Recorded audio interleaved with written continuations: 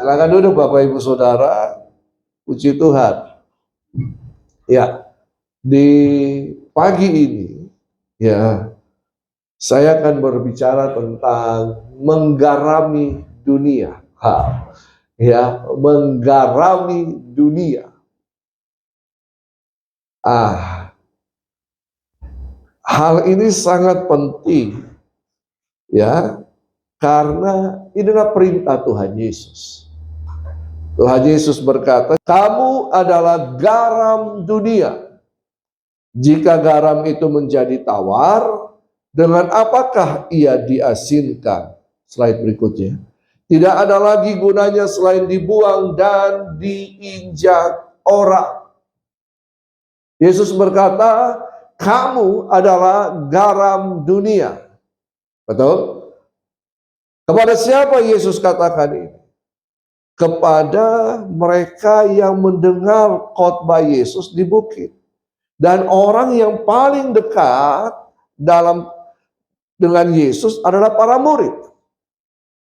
Kamu adalah garam dunia. Oke, kalau ketika kita bicara garam, suka tidak suka, percaya tidak percaya, yakin tidak yakin, garam itu rasanya asin. Betul kan? Garam itu rasanya asin. Percaya tidak percaya, garam tetap rasanya asin. Suka tidak suka, garam tetap rasanya asin. Jadi, garam mempunyai karakter, mempunyai rasa asin. Nah, menggarami dunia berarti kita harus mengasinkan dunia. Ya, apakah kita harus menabur garam? Ya, menabur garam di sekitar kita, sepanjang jalan kita tabur garam. Ya, ada tim pendoa yang biasanya melakukan seperti itu. Tabur garam katanya. Ya, itu kepercayaannya mereka. Tapi kemudian begini. Dimanapun garam itu berada, taruh dimanapun, garam itu tetap seperti itu. Rasanya, betul kan? Nah, oke. Firman Tuhan katakan, kamu adalah garam dunia. Jika garam itu menjadi tawar, dengan apakah ia diasinkan? Tidak ada lagi gunanya selain dibuang dan diinjak orang. Nanti kita akan pelajari kenapa garam itu menjadi tawar. Oke, coba kita lihat. Ini manfaat-manfaat garam secara umum. Lanjut, ya. Garam itu memberi rasa bagi makanan yang tawar. Rasanya tidak enak kalau tidak ada garam kalau kita makan sesuatu, betul kan? Tidak ada rasa asin-asinnya. Betul? Atau tidak ada yang suka makanan yang tawar, yang hambar? Coba tolong angkat tangan. Oh, ya kalau dia hipertensi bisa.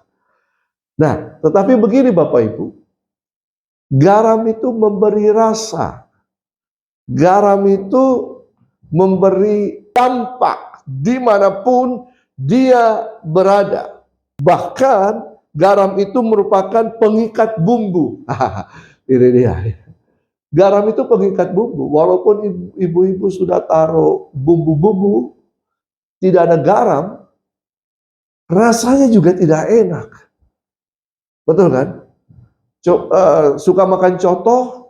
Kalau coto pakai daging, apa bedanya soto dengan coto? Coto pakai daging capi, soto pakai daging sapi katanya. Ya. Nah, coba makan coto, lalu itu coto itu kaya dengan bumbu. Ada penjual coto yang belum kasih garam kuahnya. Nanti kita yang taruh sendiri sesuai selera kita. Nah, ketika Bapak Ibu makan coto tanpa garam, padahal coto ini sudah kaya bumbu, penuh dengan bumbu, enak tidak? Enak tidak? Tidak. Tapi ketika kita mulai taruh garam sedikit, sesuai takarannya, langsung semuanya bersatu padu, menari di lidah kita. Betul? Nah, jadi garam ini itu bisa dipakai untuk menjadi alat perdamaian. Nah, kita baca nanti. Garam juga bermanfaat untuk mengawetkan. Ya, dulu sebelum ada kulkas, maka dipakai garam. Es tong-tong, es apa? Es putar itu pakai garam. Bukan ditaruh dalam es putarnya, tapi di sampingnya diputar sedemikian rupa. Pakai garam.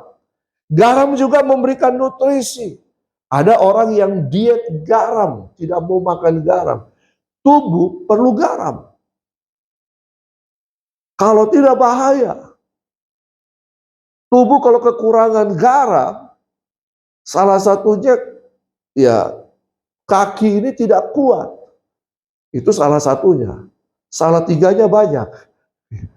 Ya. Garam juga bisa mengusir serangga. Kalau orang camping taruh garam di sekelilingnya, ya serangga-serangga apa binatang-binatang berbahaya berbisa susah untuk bisa masuk ke dalam. Betul kan? Ya, makanya biasanya kalau ada orang-orang kepercayaan tertentu yang mempercayai, katanya kalau taruh garam di sekitar rumah, tuyul jin tidak bisa masuk. Katanya, ya. Nah, tapi kemudian pada waktu zaman Romawi, tentara pegawai itu dibayar pakai garam. Jadi garam sebagai pembayaran upah, gaji. Nah, pada zaman-zaman lalu, garam itu sangat dihargai. Bahkan garam bisa memicu revolusi. Garam. Ya, di Cina, di Prancis, di India, saya baca sejarahnya, itu bisa memicu revolusi. Nah, jadi di Republik Rakyat Cina dulu, zaman raja-raja dulu, mereka tidak memberatkan pajak, tetapi mereka menguasai garam, sehingga dengan perdagangan garam ini mereka bisa membangun tembok Cina itu. Bayangkan Bapak Ibu, di Afrika 1 kilo garam sama dengan 1 kilo emas. Betapa berharganya sampai tahun 1800 garam itu masih sangat bernilai. Tapi sekarang ya nilainya sudah turun. Oke, kita akan belajar tentang itu. Coba kita lihat Markus 9 ayat 49 sampai 50. Karena setiap orang akan digarami dengan api. Garam memang baik, tetapi jika garam menjadi hambar, dengan apakah kamu mengasinkannya?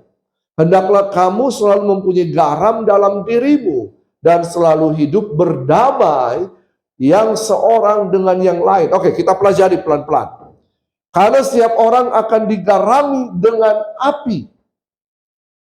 Pada zaman lalu, kekudusan itu ditandai dengan mengorbankan atau ditandai dengan api.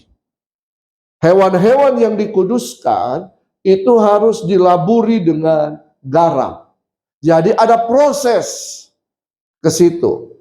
Nah, jadi garam ini dipakai untuk proses menguduskan.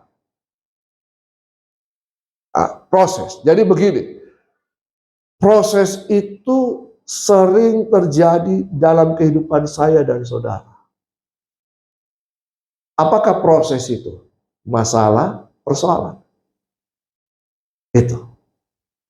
Jadi itulah yang memproses kehidupan saya dan saudara untuk bagaimana kita dibentuk berdasarkan respon saya dan saudara di hadapan Tuhan. Ada orang diproses dengan masalah, lalu kemudian responnya, nah ini dia. Responnya adalah menyalahkan Tuhan. Betul? Berkeluh kesah. Ada? Seperti itu banyak? Banyak. Bahkan menyalahkan Tuhan. Tuhan tidak memberikan pencobaan.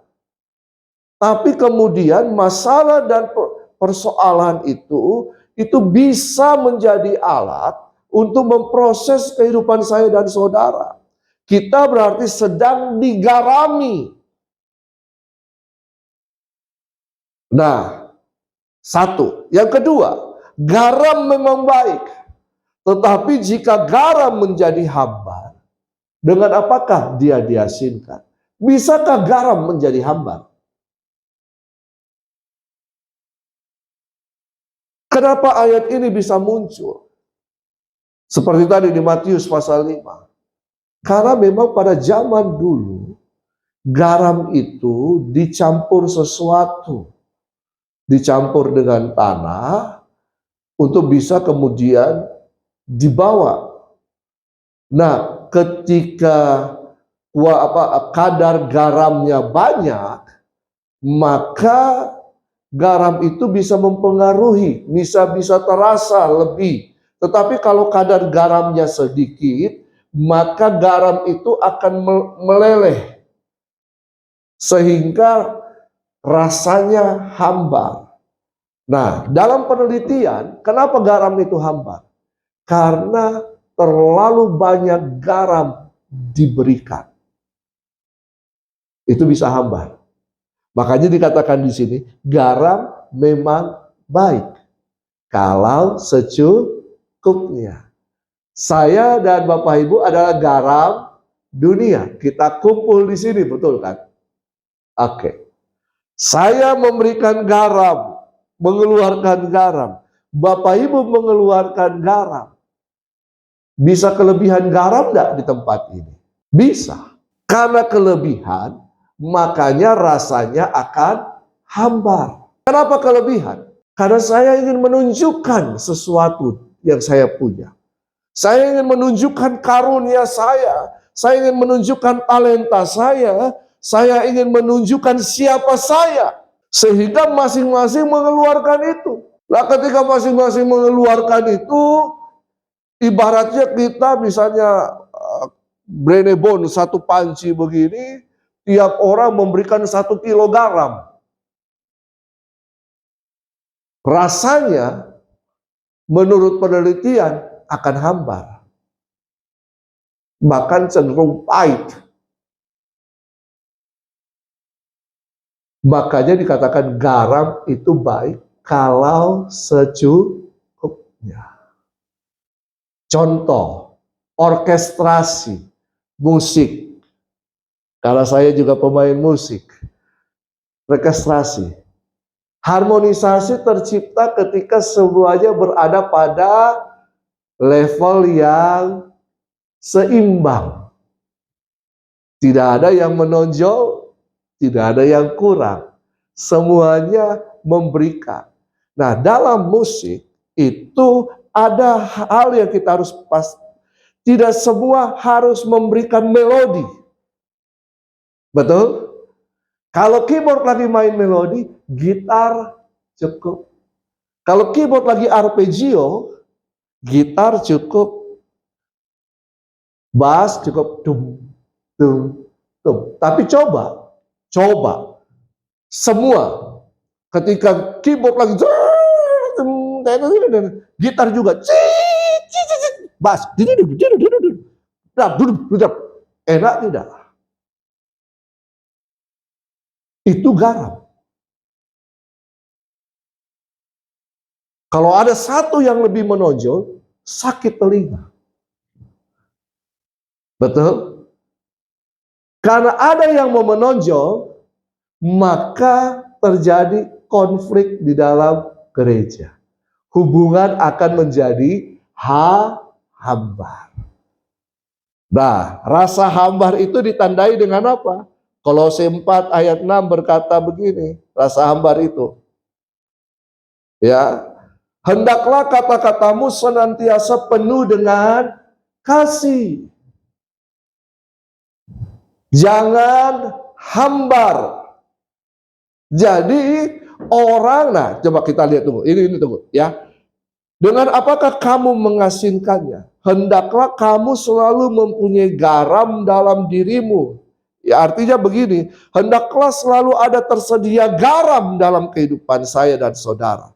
Apa itu garam tadi? Memberi rasa, memberi pengaruh, perdamaian, bisa mengawetkan hubungan. Nah, itu dia. Gitu tak? Nah, jadi dikatakan hendaklah kamu selalu mempunyai garam dalam dirimu dan selalu hidup berdamai yang seorang dengan yang lain. Apa hubungannya antara punya garam dan berdamai? Ternyata itu. Kalau kita punya garam, kita punya rasa, berarti orang akan merasakan hal-hal yang baik dalam kehidupan saya dan saudara.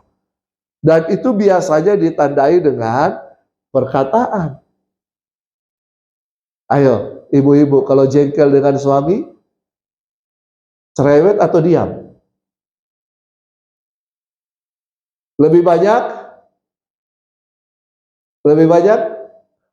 Ngambek, diam toh? Betul kan? Setuju apa setuju? Atau tidak setuju? Kalau jengkel dengan suami, ambil piring, bang!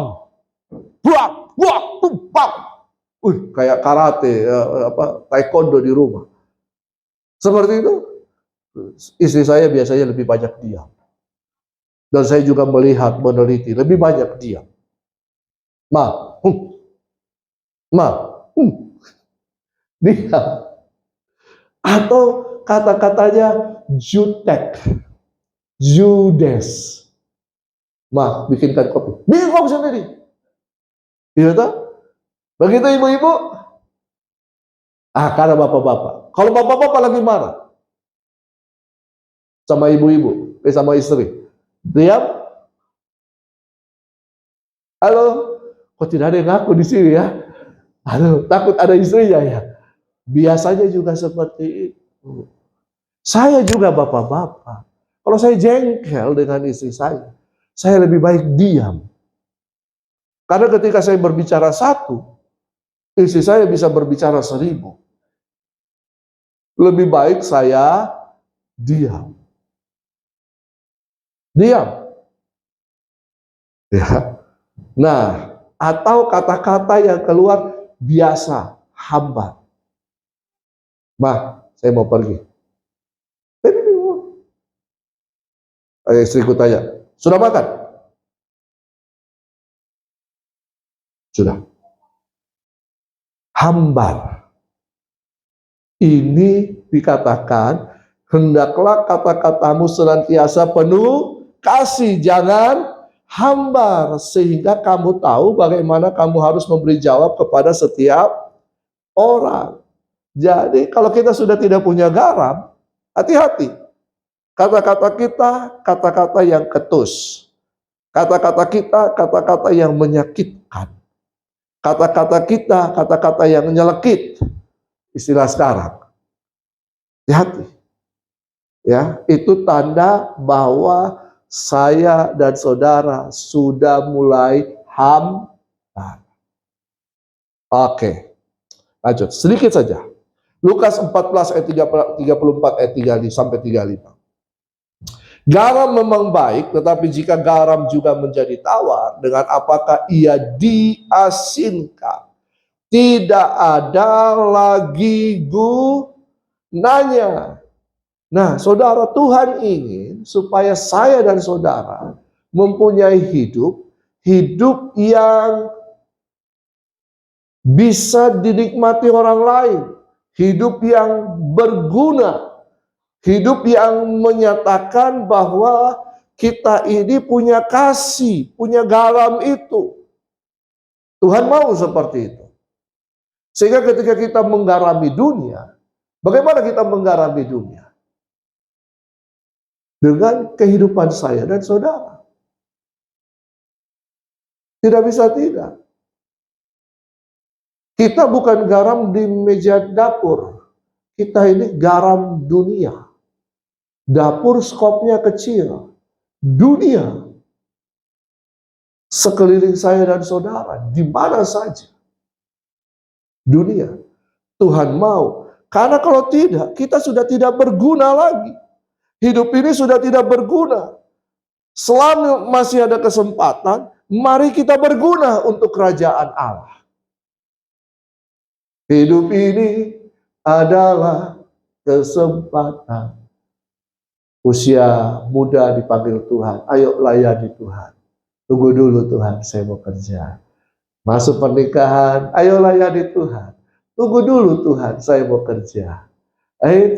Sudah dewasa, sudah semakin dewasa, Tuhan panggil, tunggu dulu Tuhan, saya masih jaga cucu. Ketika di ICU, ada selang di sana sini, baru berkata, Tuhan, saya mau melayani Tuhan. Baru nyanyi, hidup ini adalah kesempatan. Malaikat bilang, terlambat sudah kau datang padaku. Selama kita hidup, kita ini orang-orang yang telah dipanggil keluar dari kegelapan kepada terangnya yang ajaib. Untuk apa? Untuk menjadi garam bagi mereka, bagi dunia, untuk memberi rasa. Di luar sana banyak yang tawar hati. Di luar sana banyak yang kecewa. Di luar sana banyak yang membutuhkan kita. Makanya firman Tuhan katakan, kamulah garam dunia. Sebab kalau tidak, kalau kita menjadi tawar, maka kita tidak ada gunanya lagi. Bahkan firman Tuhan katakan baik untuk ladang maupun untuk pupuk. Pupuk berguna? Berguna. Dan orang membuangnya saja. Siapa mempunyai telinga untuk mendengar, hendaklah ia mendengar. Tadi kita nyanyi, ku tetap cinta, ku tetap setia. Dalam perjalanan, kemudian kita meninggalkan Tuhan. Firman Tuhan ini bisa terjadi. Betul? Akhirnya kita terbuang. Siapa yang memutuskan kita ini bisa ikut Tuhan, atau kemudian kita tidak ikut Tuhan? Diri saya dan saudara. Tidak ada orang lain. Saya yang memutuskan untuk saya tetap mempunyai garam atau tidak. Saya yang memutuskan untuk tetap memberikan rasa, memberikan nilai, memberikan kebaikan bagi banyak orang lewat perbuatan saya, sehingga orang bisa merasakan di mana saya berada, orang akan merasakan semua kebaikan-kebaikan itu. Di mana garam berada, baik di sop yang hanya ada wortel sedikit, sop bening, sop setengah bening, sop yang tidak bening, tetap garam memberikan rasa. Jadi dimanapun kita berada, dalam situasi apapun kehidupan kita, tetap keluarkan garam. Slide terakhir. Mari kita sama-sama katakan, 1, 2, 3. Kita dipanggil bukan untuk menjadi garam gereja, tetapi untuk menjadi garam dunia. Sudah terlalu lama orang Kristen jago kandang. Sudah terlalu lama orang Kristen hanya jago bernyanyi. Di mana? Di gereja. Sudah terlalu lama orang Kristen mencari status sosial di gereja. Kita lupa bahwa setiap orang percaya dipanggil untuk pergi ke luar. Kemana? Ke dunia. Untuk apa? Jadi garam. Makanya karena terlalu banyak garam di gereja, darah tinggi semua. Setuju tidak setuju, ini terjadi. Betul? Coba kiri kanan katakan, jangan hanya tinggal di gereja, pergi, pergi. Di gereja kita dipersiapkan, di marketplace, di dunia kita harus berdampak. Tuhan Yesus memberkati. Haleluya. Firman Tuhan katakan, kamu adalah garam dunia. Katakan, saya adalah garam dunia. Saya adalah garam dunia. Puji Tuhan.